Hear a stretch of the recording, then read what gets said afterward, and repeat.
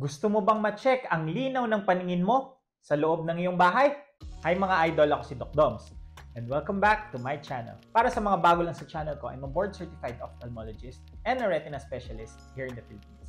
So if you want medical and eye contents, please don't forget to hit that subscribe button and turn on that notification bell for more videos like this. Oops! Disclaimer lang, ang mga videos na ginagawa ko ay hindi para mag-diagnose ng mga iba't ibang sakit nyo sa mata. Dahil mahirap mag-diagnose sa ganitong platform. Bagkos, ito ay para matulungan kayong mas maintindihan ang mga iba't ibang sakit sa mata na na-diagnose na sa inyo. Ang pagpapacheck up sa inyong mga ophthalmologist ay ine-encourage. And for today's video, pag-usapan naman natin kung paano mo masusukat ang linaw ng iyong paningin sa loob mismo ng iyong bahay. Tara, let's discuss. Nasusukat kung gaano ka-sharp or linaw ang paningin ng isang tao gamit ang tinatawag na visual acuity. Nasusukat ito gamit ang eye chart na babasahin ng pasyente sa fixed or certain na distansya mula dito. Maraming iba't ibang klase ng eye chart at isa dito ay yung tinatawag na Snellen eye chart. Ito ang pinaka-common na eye chart na ginagamit namin na naglalaman ng mga iba't ibang letra na may iba't ibang sukat. Kailangan mong basahin ang bawat letra 20 feet mula sa chart habang ito ay paliit ng paliit hanggang hindi mo na ito kayang basahin. At ang linya kung hanggang saan mo na lang kayang basahin kahit iisang letra ay ang katumbas ng iyong tinatawag na visual acuity. Ang paningin para masabing ito ay normal ay dapat makaabot ka sa linya na 20/20.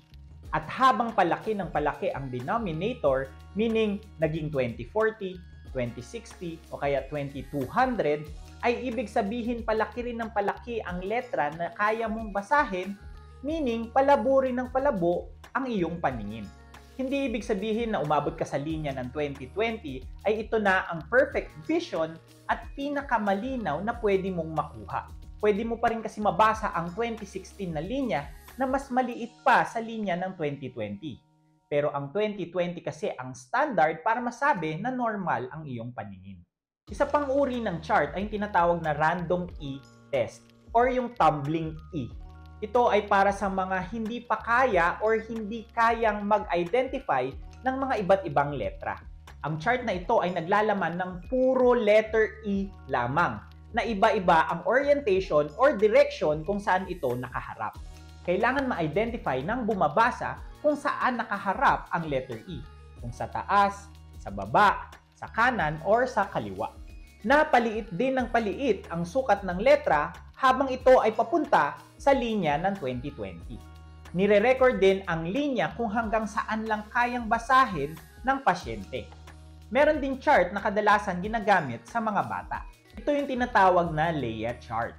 Itong chart naman na ito ay imbis na letra ang nakalagay ay mga iba't ibang hugis or shape tulad ng circle, square, apple, or pati bahay.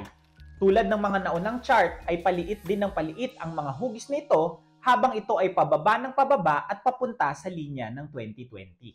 Ituturo ng examiner ang mga shape sa dingding at kailangan ma-identify ng bata kung anong shape ito. Para malaman kung ano ang visual acuity mo ng tama, kailangan ma-examine ang inyong mga mata paisa-isa. Kailangan mong takpan ang isang mata mo habang sinusukat kung gaano kalinaw ang isa mo pang mata. Usually, inuuna muna ang kanang mata habang nakatakip ang kaliwa, tapos isusunod naman ang kabilang mata. Ang pagsukat ng visual acuity ay actually pwedeng gawin sa inyong mga bahay. Pero hindi ito pamalit para magpunta sa inyong ophthalmologist para ma-examine ng komprehensibo ang inyong mga mata. Dahil kailangan pa naman makita ang kabuuang kalagayan ng inyong mga mata. Ito ay para lamang magka-idea kayo kung gaano kalinaw na lamang ang inyong mga paningin. Marami kasi ang pwedeng mag-cause ng paglabo ng paningin na nangangailangan ng komprehensibong eye examination para malaman ang tamang diagnosis at nagko-cause nito. Pwede kayong mag-set up sa inyong mga bahay ng sarili nyong lugar para ma-examine ang inyong visual acuity. Maglagay ng upuan 10 feet mula sa dingding at mas maganda kung wala itong bintana. Mag-print ng visual acuity chart na pwede nyong i-download, lalagay ko yung link sa description box. Siguraduhin pag pinrint nyo ito ay yung pinakamalaking letra ay nagsusukat ng 23 millimeters na tangkad. Idikit ang chart sa dingding na ka-level ng mata ng babasa at paupuin ang susukatan sa upuan na 10 feet away ang layo mula dito. Sukatin ng visual acuity, one eye at a time, at i-record ang katumbas na linya na kung hanggang saan na lang ito may nababasa. At ulitin naman ang test sa kabilang mata. Sa mga batang may edad na 3 hanggang 4, ay normal lamang na umabot sila sa linya ng 20/40.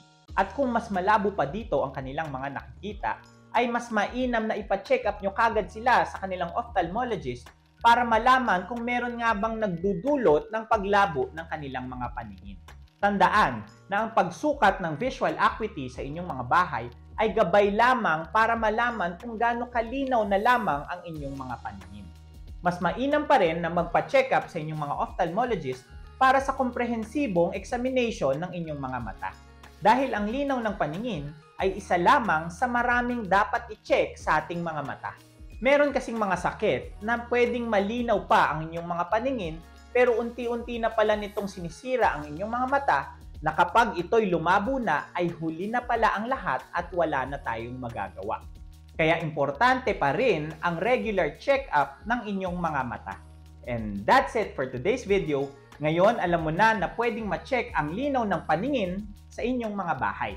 Please don't forget to like, comment kung may mga questions or suggestions kayong topics, subscribe, and hit that notification bell for more medical and eye contents. Ngayon, mas may alam ka na. Ako po si Doc Doms. See you on my next video!